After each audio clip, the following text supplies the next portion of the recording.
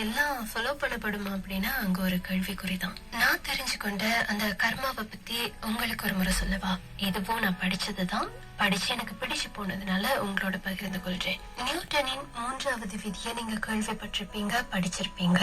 எந்த ஒரு விசைக்கும் சமமானதும் எதிரானதுமான மறுதாக்கம் உண்டு. அதுதான் கர்மா. கர்மா அப்படின்றது இந்த உலகத்துல எந்த உயிரினமாவது அப்படி இல்லைன்னா எந்த ஒரு படைப்பாவது என்ன செய்தாலும் அந்த செயல் வினைக்கான மறுதாக்கம் ஒன்று கண்டிப்பா வந்தே தீரும்.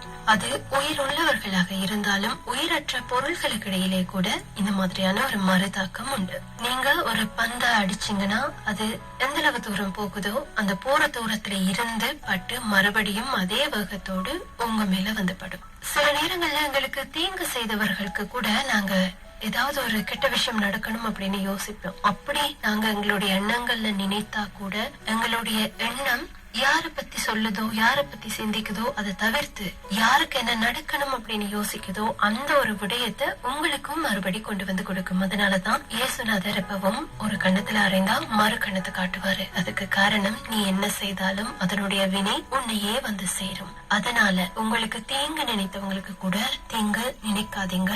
ஏன்னா நீங்க அவங்களுக்கு நினைக்கிற அந்த எண்ண அலைகள் மறுபடியும் உங்க மேலேயே வந்துபடும். அதுதான் கர்மா.